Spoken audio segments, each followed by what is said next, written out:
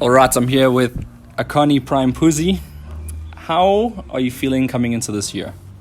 I'm feeling great. Hayden. Getting ready for whatever comes our way. It's another one of those fights for you. Another guy from the African continent. In fact, this guy pulled out of one of your previous fights, Maroi Sadiki. You're now getting the opportunity to fight him. Are you sure he's going to pitch up for this one? They gave us assurance for this time, so I'm pretty sure he'll come in the next 2 weeks or 3. I think he will come.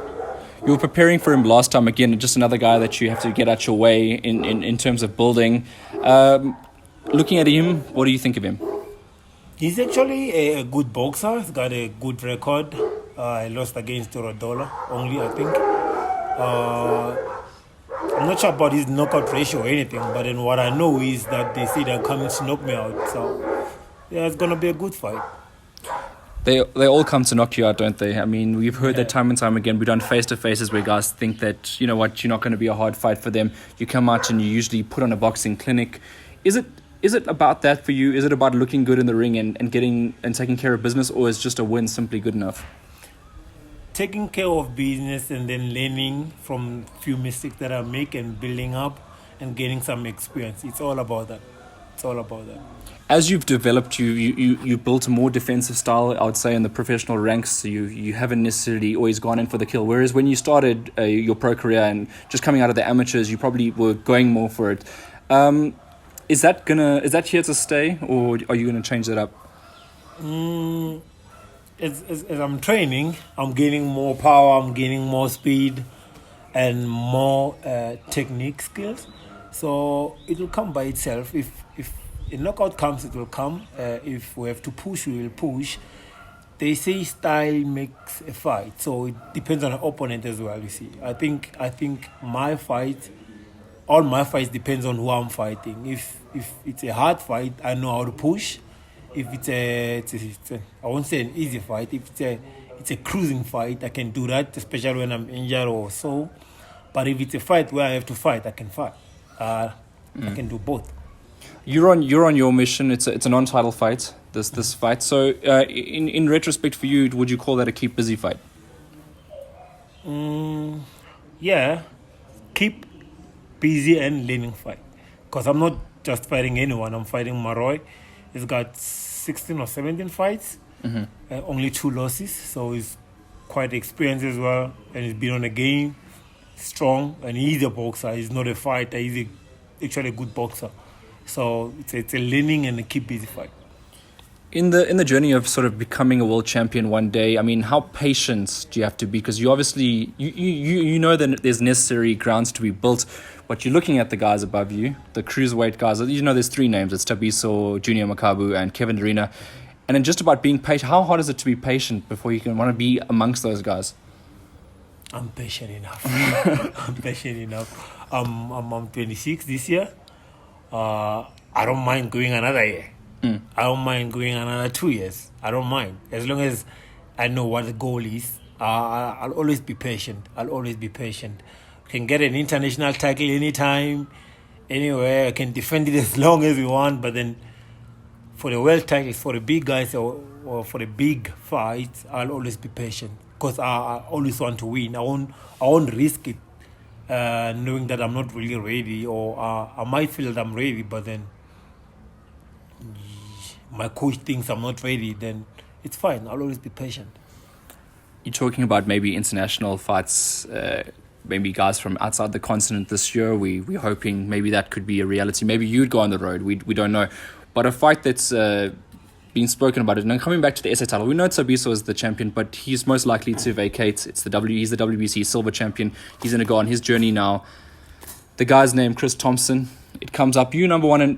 He's number 2. And if the title becomes vacant, there's an opportunity for you two to fight. Is that what you want? Let me be honest with you. That title won't be vacant if I'm still number 1. Because I don't know if it's the team or what. They don't want me to fight Chris. I don't want to fight Chris as well. We don't want to fight Chris. That title is not going to be vacant. If I was number 1, Chris was number 1, and then number 2 was Levi or something, I'm pretty much sure Thabiso will have vacated the title last year when he won the WBC silver. He will have left the SA title last year, and then or even before, and then Chris will have fought for it with the other guy, Lebu.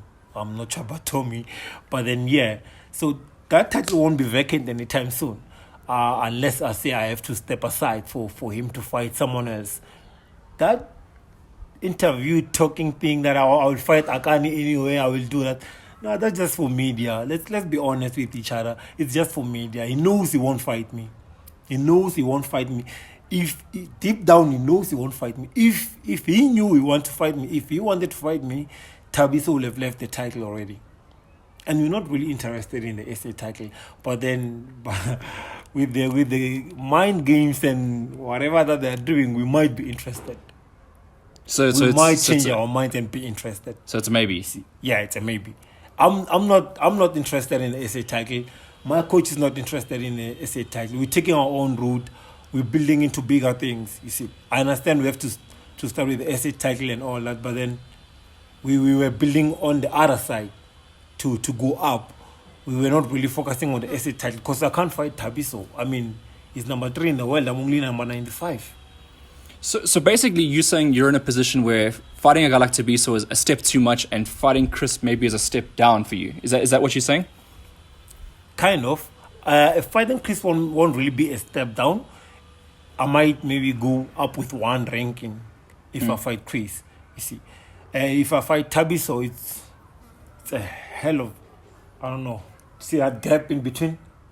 I mean, he's the WBC silver champion. I'm only the Pan-African champion. He's way more experienced. I know I have amateur backgrounds and all. It doesn't really work in the pro ranks. But then, what is he gonna gain when he fights me? Or what am I going to gain when I throw myself into the lions? Then, you see. So it is like that. For the SA title, I don't mind. We can fight Chris. Lebu doesn't want to fight me, so. Well, you are in that awkward zone, as we've spoken about many times before. You're in that middle zone now. But in saying that now, if you're going to be in that middle zone, this is the year that you have to win the international title and move forward and maybe travel. Would you agree with that? Yeah. We wouldn't mind like having maybe 1 or 2 fights internationally. Look, we were offered fights, but then dangerous fights still. Fights that we couldn't take, like fighting the guy who lost against Ilunga. You know, when they check on the box rank and then they see that, okay, this one is undefeated, then they want to bring back someone else, Kudryashev or whatever. We offered those kind of fights and all that. We can't take that risk. But then if it's someone who's like average or who's like a little bit higher, we can take the fight. It's all about taking risk. It's all about gaining experience and all that. We don't mind. So now going back to Maroi Sadiki, because that's the immediate plans. 15th of March at the Blegari Centre, home ground for you again, main event for you again. What is the result, and not just maybe the result, but do you want to win a knockout or points? It will actually depend on what he can take. I know I can take a lot. I know I can take everything that he brings, but the question is, what is he going to take? I'm bringing a lot of stuff. Actually, I'm going to give him a lot of unexpected surprises. So it all depends on what he's gonna take. If he's prepared, we can go 10 rounds. If he's not, he will just quit or he'll just get knocked out. And then just lastly, do you have a shout out for anybody? I'd like to thank all my sponsors. Restonic, Metram, I've got Brawl as well. They are helping me a lot with preparing and all that. And shout out to the old man there, Alan. He's turning 55 this year, so he's getting old, not getting younger. But then, I'd like to thank all my sponsors and thank all my fans. This is for the fans, I know it's for me as well. But then I also like to thank myself for the hard work that I put. Most definitely. Yeah. Thank you very much for speaking to us, Akani. Cool.